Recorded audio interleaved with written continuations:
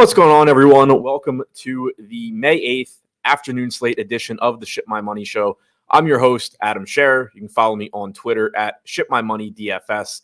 And we have a nice split game MLB slate today. 8 games starting at 12:35 Eastern. So a little bit earlier start than normal. Appreciate you all showing up to watch an hour earlier than I normally go. But should be a fun slate. Plenty of stuff to talk about on this one. A couple of housekeeping things first. Hit the like button, subscribe. Hadn't asked you guys to do that the first couple of days. You were great about it. Really appreciate it. But that does help out a lot.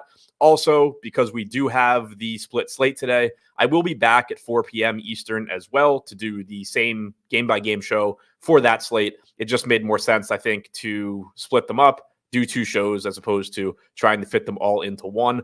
And then one other thing that is going to be kind of weird on this show, hadn't had to deal with it yet, and hadn't thought about it until it started to happen. But the lineups aren't fully updated in SaberSim as of when I ran everything this morning. So as I'm going through game by game, I am trying to keep an eye on lineups as they come out. But if there is somebody that I am particularly interested in and they're not playing and I missed it, just let me know and I will pretend that I didn't make that mistake. But that will be something that shouldn't have too much of an impact on the show. And I am going to try and keep an eye on it. But generally doing these shows 7 hours before lock, I don't have to worry about lineups coming out. But today I do. So just let me know if I messed something up there. Other than that, everything else will be the same. If you have questions, post them in chat. Happy to talk strategy. Happy to answer whatever questions you have. And now we can get into it, starting with the Angels taking on the Pirates in Pittsburgh. This game has a 9 total. Pirates are minus 132 favorites as of the last time that I checked. Martin Perez is on the mound for the Pirates. Jose Soriano is going for the Angels. Neither of these pitchers look super interesting.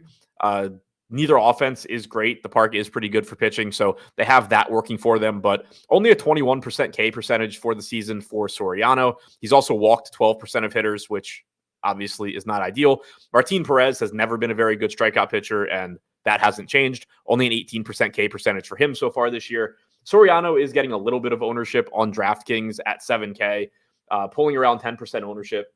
Showed up in like 15% of the lineups that I built. Again, it's a relatively short slate with 8 games. He is cheap. He does have a decent matchup. So if you're getting to him here and there, I think that's fine, but I don't think he's any sort of a priority. I would say I'd rather roster him than Martin Perez, just because he does give you more strikeout upside than Perez does. So that obviously is nice. Looking at the stacks here, neither of these pitchers are great, but again, neither park is great either. But one thing that does stand out from an overarching view on this slate is that all of these games are kind of just decent. We don't have a Coors Field game. We don't have any one game with like a massive total or anything like that. The highest total on this slate is 9. The lowest is 7.5. So on slates like that in general, I expect ownership to be pretty flat across the board, as opposed to, some games, if you have a Wrigley win game or something like that, you're going to get a ton of ownership coming into 1 or 2 games. I don't expect that to be the case today. And you can see that over here looking at the 5-man stacks. The Angels right now are showing up the second most frequently in the lineups that I built, but all of these teams are pretty close together for all intents and purposes. Like a 9% team versus a 7.5% team or a 6.5% team it's not a massive difference. So the Angels look fine here. Again, they'll be putting the ball in play against Perez. The problem, though, is that you don't have Mike Trout. You have a pretty mediocre offense in general. The $3,400 price tag on Brandon Drury looks good. I do like that. Taylor Ward, if you can get to the $5,200 salary, certainly looks fine. Martin Perez, since the start of last season, 176 expected ISO allowed to righties, 353 expected WOBA. Again, he's certainly not any sort of pitcher that you're actively looking to avoid hitters against. If anything, you're looking to take them. So the Angels do look fine. They do offer some value, which is nice. But when you look at these names, I mean, it's just really tough to get excited. Mickey Moniak is cheap, but also lefty-lefty matchup there. Matt Tice is cheap. Cole Tucker is cheap, but these guys also just aren't very good. So that's the downside to the Angels. But you can build really strong teams around them because of how cheap they are. You can get to good pitching. You can get to good one-offs, mini stacks around them. So that'll all be nice and can give you some, relatively high projected lineups at least. On the other side for the Pirates, they're not showing up as much. Andrew McCutchen, I know, is not in the set of lineups or was not projected in when I ran this. He is leading off, so he'll show up as a decent value most likely. But the Angels look like the offense that I'm more inclined to get to today. Soriano, so far, 28% K percentage against righties since last year, 198 expected ISO. Lefties, he's striking out 25% of the time, only a 106 expected ISO there. So again, McCutchen at the top of the lineup will look like a decent value, but Ke'Bryan Hayes is relatively expensive. Brian Reynolds isn't cheap. I do like O'Neal Cruz a bit at shortstop just because he does give you a lot of power and stolen base upside. But overall, I think the Angels are actually the team I probably get to more just because of the pricing. Next, we have the Toronto Blue Jays taking on the Philadelphia Phillies in Philadelphia. Good park for hitting, 8.5 total, as we do have solid pitchers on the mound. Chris Bassett is going for Toronto. Aaron Nola is going for Philadelphia. Nola, for whatever reason throughout his career, is typically better at home as well. That is something that, home road splits for pitchers, I don't generally get too into. Most of it can be explained by pitching in a good park or not pitching in a good park. But Nola is an interesting one just because he's been on the Phillies his entire career. They've been the home road splits have held for most of what he's done this year. Obviously, it's so early in the season, but in general, he does pitch better at home. I don't know if it's a familiarity thing, a mound thing. Every stadium's mound is different, but he is a weird one where he pitches in a hitter-friendly park and also somehow pitches better at home. Not a great matchup for him overall, though. But for the season, 22.7% K percentage, 3.79 xFIP, having a solid season again, even though those strikeout numbers are down a little bit. Bassett on the other side, just shy of a 21% K percentage, 4.35 xFIP so far this season. He is typically pretty prone to left-handed power, so sets up as a pretty scary spot for him. Nola's getting 19% ownership on DraftKings, Bassett getting about 9%. I think that both of those numbers are more or less correct. Now, the Phillies do look interesting in this spot against Bassett. I think from a five-man stacking standpoint, they're not showing up a lot. Toronto is actually showing up more, which surprises me. But individually, I do really like the left-handed power bats for the Phillies. Again, they're not showing up a ton, but I like Schwarber a lot. I like Harper a lot. Obviously, I'm not going out on too much of a limb by saying I like those two hitters, but Chris Bassett, 222 expected ISO, 355 expected WOBA allowed to left-handed hitters since the start of last season. He has done nothing to mitigate that this year. 477 expected WOBA, 295 expected ISO to lefties this year. So sometimes you'll get a pitcher make an adjustment so that they're better against opposite-handed hitters, at least better than they were in the past. Bassett hasn't shown any signs of that. Really, really good spot to get into Schwarber and Harper in particular. Brandon Marsh, Bryson Stott, both from the left side as well. They're a little bit less expensive. I like them too, but Schwarber and Harper obviously just such fantastic hitters that they're going to look really good. On the Toronto side, again, I'm surprised that the Blue Jays are showing up as much as they are for me. They're not projected for much ownership. Springer projected at 4%, Jansen at 3%, Bichette at 4%. They're showing up like 5 to 7% of the time for me. So I think that they are still relatively low probability plays, but maybe going a little bit under owned. And I think the reason that they are showing up is just that they're somewhat inexpensive for the pedigree that they have. Now, they've been bad for the most part this season. Like if you look at Baseball Savant leaderboards and look at how frequently these Toronto hitters are barreling balls per plate appearance, it's been embarrassingly bad to start the season. So I do find that concerning, but on the other hand, it's Bo Bichette, Vlad Guerrero, George Springer. It's much more likely than not that these guys hit well going forward compared to just don't know how to hit major league pitching anymore. Now, the matchup against Nola is obviously problematic as well, but the park is good. So as a contrarian stack, I guess Toronto makes some sense. I'm obviously not fully convinced, but I understand from an ownership standpoint, a park standpoint, a salary standpoint, why they would be somewhat appealing just based on talent level. Next, we have the Tigers taking on the Guardians in Cleveland. This game has a 7.5 total. Tanner Bybee going for the Guardians. And Reese Olson going for Detroit. Really tough strikeout matchup for Olson. The Guardians are a very difficult team to strike out. That is something that is true pretty much every season. So far this year, they ranked 23rd in strikeout percentage against right-handed pitching with a 20.5% K percentage. They do only have a 93 WRC plus, so it's not a terrible overall matchup, and he is pretty cheap, pulling about 10% ownership, which seems about right to me. And then Bybee showing up about 25% of the time in the lineups I built, pulling about 33% ownership. There's been a lot of talk this year about the Tigers being an up-and-coming team. They have a lot of young talent, but so far against right-handed pitching, they do have the fifth highest strikeout percentage at 24.4%. They have a 92 WRC plus. Bybee himself is a solid pitcher, 25% K percentage this year, 3.81 xFIP, coming off of a good rookie season last year. So I do like getting the Bybee at this $8,400 price tag quite a bit. I don't expect to be getting to the offenses here too much. Detroit, 5-man stacks showing up towards the bottom. Same goes for Cleveland. Again, I just think both of these pitchers are solid. Neither offense is one that I'm really in love with. Cleveland does put the ball in play, but they don't have a ton of power. They're not the most appealing team to get to offensively.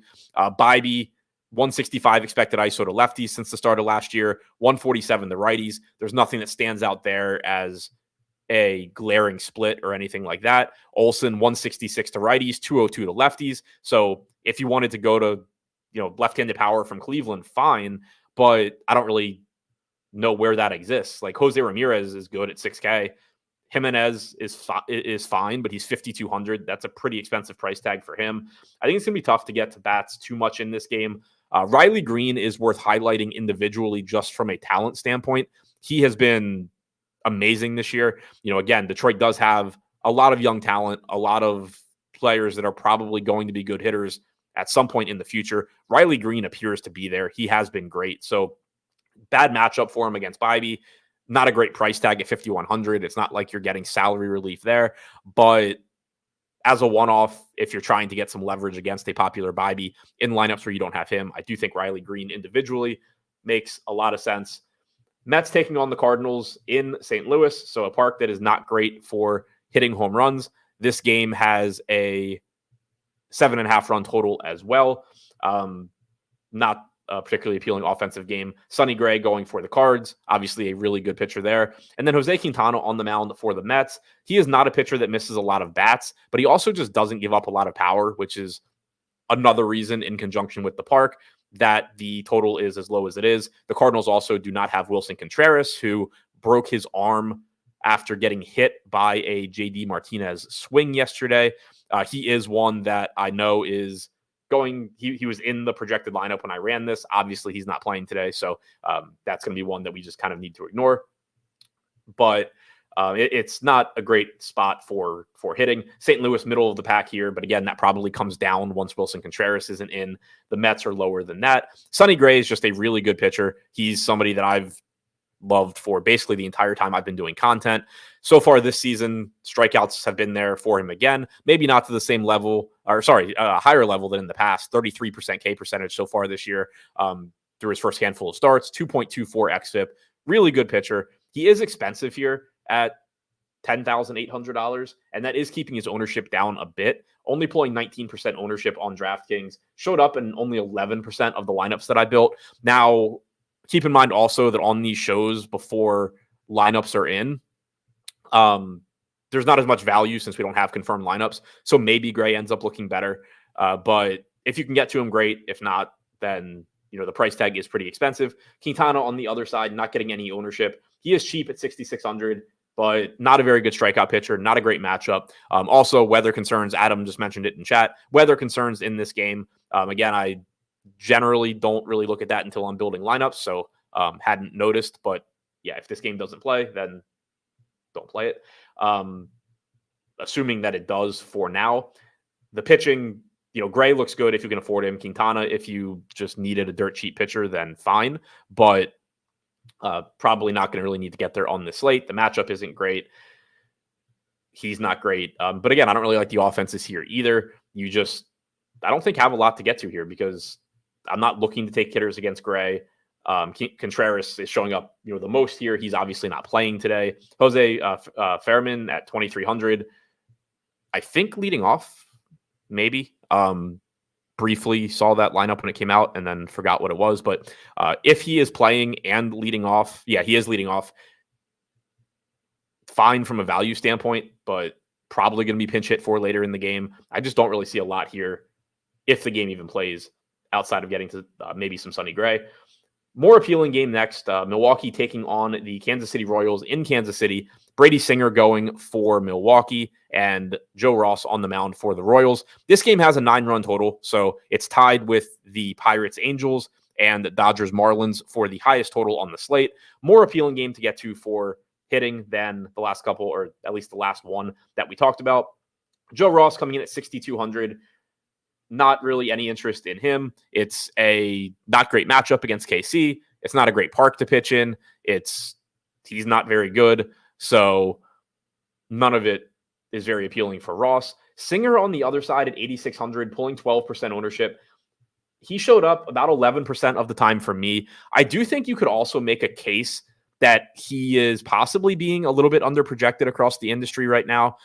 He has a 26% K percentage this year, 3.22 xFIP. He's been better than in the past. You can see here in the pitcher data tool that I have available on the Dub Club site that his strikeout percentage this year, again, about 26%.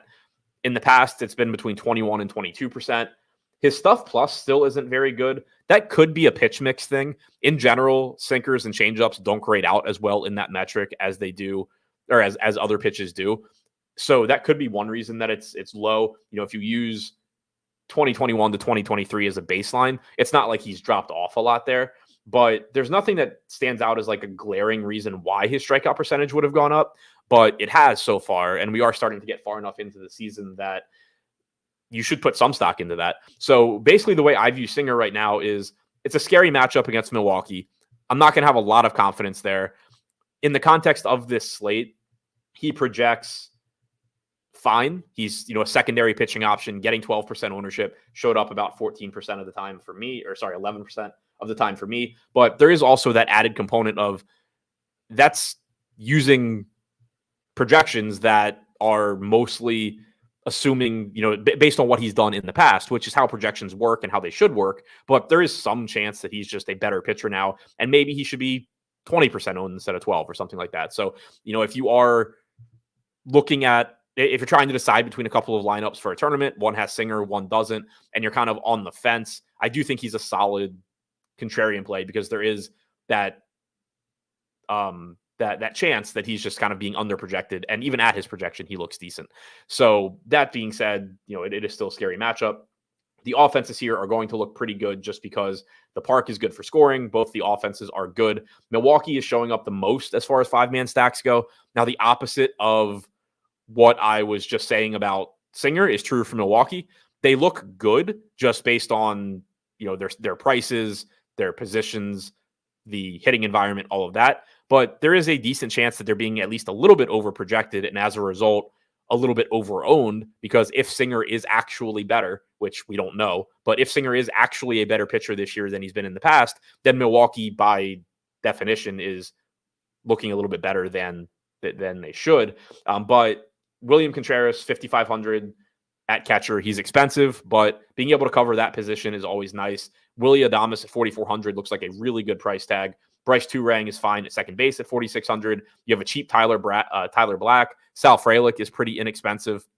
So nice combination of value and high upside at weak positions, I think, is driving up the stacks for Milwaukee. On the other side, Joe Ross is, I think, pretty clearly a weaker pitcher than Brady Singer. We don't have a lot of recent data on Joe Ross because he hadn't pitched in the major league since, I think, like 2019, 2018, something like that, prior to this year. So far, in the past, he used to have pretty drastic splits where lefties just lit him up. So far this year, they only have a 147 expected ISO against him, 304 expected WOBA in a limited sample. So maybe he's improved there. Righties have a 157 expected ISO. So he hasn't gotten hit that hard. He doesn't get a ton of strikeouts, but still going to Bobby Witt's going to look really good. Vinny Pasquantino looks fine at 4,500. Michael Massey still pretty cheap at 3,800. If you can afford Perez, that looks fine. But all things considered, I actually think the Brewers look a little bit better from a stacking standpoint than the Royals, even though I like the spot better for Kansas City, if that makes sense. I think pricing and positions just kind of come together a little bit better for the Brewers. Now, before we move on to the next game, just a quick plug for the Dub Club product that I'm offering. It's scrolling across the bottom of the screen, but 25% off your first month of any of the products that I'm offering over there. The links are in the description below now. You can sign up through them. From an MLB DFS standpoint, you get my game-by-game notes on every game on the main slates during the week. You also get access to me in Discord to discuss strategy, to talk that day, or DFS in general, open to talking both. And then about a half hour or so before lock, I also update my data for you for DraftKings and FanDuel, giving you a look at the top stacks, the projected ownership of those stacks, hitter projections, ownership projections, optimal projections, broken down by hitter, broken down by most overowned, most underowned, most likely to be optimal, top pitchers, all of that. So you get all of that stuff from me regularly, $25 a month. It's 25% off for your first month if you sign up using the link in the description below. Now, to get back to today's slate, we have San Diego taking on the Cubs in Chicago. Nowhere near as appealing a game today as we had yesterday. Yesterday, obviously, the Cubs were extremely popular and disappointed, which was nice for me because I didn't really play them much. But here you only have a 7.5 total. So nowhere near as appealing a game from an offensive standpoint. Dylan Cease taking on Hayden Wesneski. Cease, obviously a really talented pitcher, pulling about 40% ownership. Showed up in about 29% of the lineups I built. So as usual, going a little bit overowned, but still one of the most likely pitchers to succeed. And if we do end up losing that Cardinals game, or we just get a forecast that we're not playing that Cardinals game, then Cease's ownership and optimal percentage are going to increase as well, because Sonny Gray obviously cuts into that sum. 29.8% K percentage for Cease so far this year, 3.49 xFIP. Really, really good pitcher. Not a lot to be said there. The Cubs active roster ranks in the middle of the pack with a 22% K percentage this year, 98 WRC plus. So it's not a cakewalk matchup for Cease, but it's not like he's facing a great offense or anything like that either. So looks like a really good play. Just saw somebody mention in chat that Salvador Perez isn't in KC's lineup. So yeah, they're going to look a little bit worse from a stacking standpoint than they did when I ran this. And I obviously would not play him. Wesneski on the other side, 6,400, not getting any ownership. Tough matchup against the Padres. No real reason to get to him, I don't think. I am interested, at least somewhat, in the Padres because of how cheap they've been. They've been priced recently. They're showing up third most as far as 5-man stacks go in the lineups I built. Middle of the pack as far as overall stacks, 2 through 5. But the pricing's been pretty favorable. Wesneski is not a pitcher that I'm overly concerned about taking hitters against. Going back to the start of last season, lefties have really gotten to him with a 256 expected ISO, 363 expected WOBA. Righties, 153 expected ISO, 305 expected WOBA. So that's not to say that you shouldn't go to the good right-handed bats in this lineup, but he has been more prone to left-handed damage so far in his brief career. You have Fernando Tatis, who has just been really underpriced for a while, still there at 5,100. That's going to look really good. He is showing up more than any hitter in this game, showing up about 13% of the time in lineups I built, 11% projected ownership. Looks like a good play, whether it's a one-off, part of a San Diego stack, part of a San Diego mini stack. Doesn't really matter. He's going to look good. Manny Machado at 4,700 looks fine. Luis Arraez at 4,500, just another quality bat in this lineup. Obviously doesn't give you the home run power that you love in DFS, but as part of a good lineup, just a solid piece to stack. Cronenworth at 4,400, I really like from the left side. Jackson Merrill going a little bit further down the lineup. He's going to offer some value as well, assuming he is in the lineup. At 3,400, former first-round pick, local guy to me, so obviously rooting for him, but he has enough power, has enough hitting upside at 3,400 from the left side. That's going to look pretty good. So the Padres just overall a pretty appealing stack to get to against a relatively weak pitcher in the context of the slate, and pretty good pricing. Cubs on the other side, the case for them is simply they're facing a 40% owned pitcher. That's it. If you frequently stack against popular pitchers, you might be getting into some Cubs. That's certainly part of my strategy in large field tournaments. It's a part of, I think, most good players' strategies is factoring in that negative correlation with the field. So kind of, hold your nose. And if you want to hold your nose and say, okay, well, if the Cubs happen to somehow have a good game, 40% of the field loses their 10K pitcher. But outside of that, it's not like we're looking at Dylan Cease and saying, he's going to look really good. Jonathan Schlauss said, who would you take on a single pitcher site today? Generally, the strategy there just isn't, as in depth. You're going to just take the better pitchers. But my assumption, I haven't looked at FanDuel price. I'll pull it up now. My assumption is you're looking at like Tanner Bybee against the Tigers. You're probably looking at Cease, sorting by ownership over here. Yeah, Cease and Bybee, the top two. And I would expect that to be correct. 9K for Bybee looks fine. Cease at 10-3. After that, Nola as a contrarian play would make some sense. Same price as Cease. Doesn't project as well, won't get as much ownership. That's pretty much where I would expect to be living. Going back to the Padres and Cubs game, so just to round that up, Padres look good to me. I like them as a stack for for several reasons. The Cubs are purely your large field tournament.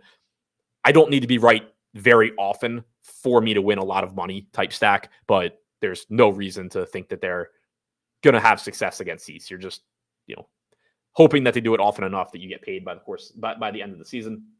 Next, we have Miami taking on the Los Angeles Dodgers in LA. Good hitters park. One of these teams is really good.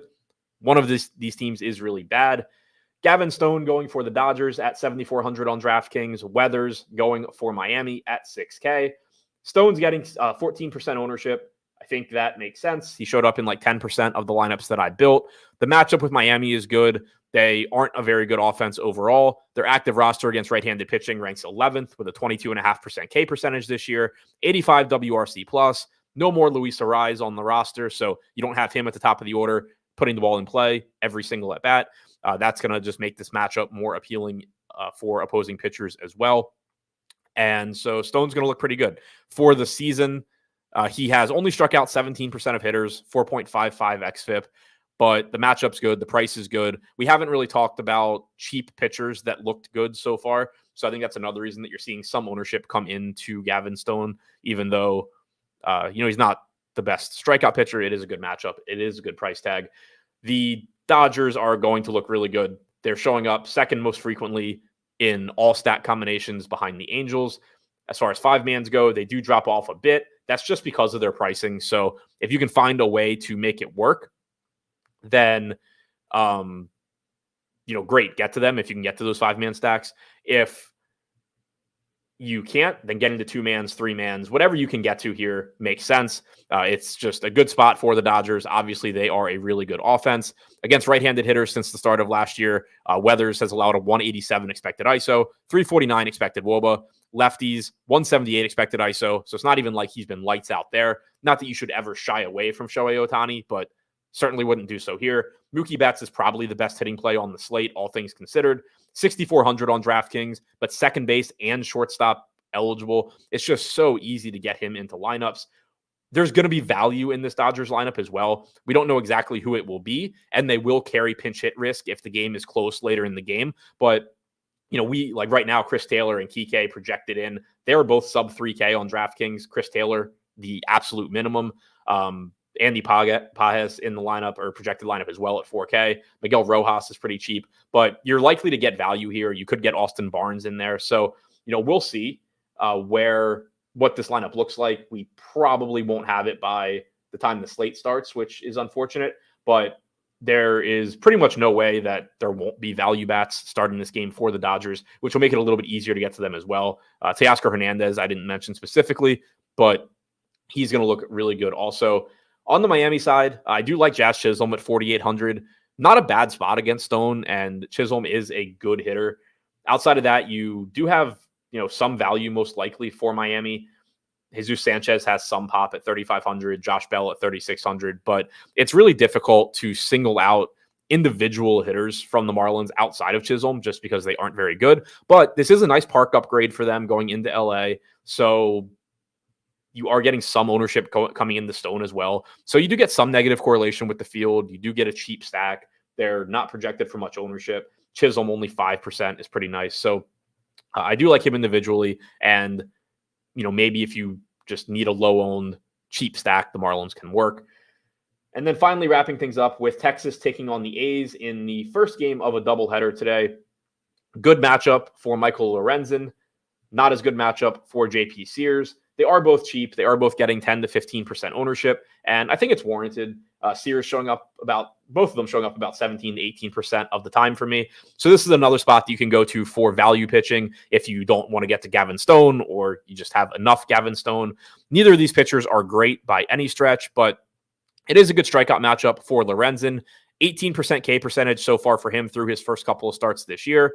Generally, going to be in that like 20-ish range, but the A's certainly do give you more strikeouts. It's a park upgrade for him going into Oakland as well. Helps prevent runs, so that looks pretty good. JP Sears on the other side, 6,800. Tough matchup against the Rangers without question, but the park, again, just limits home runs.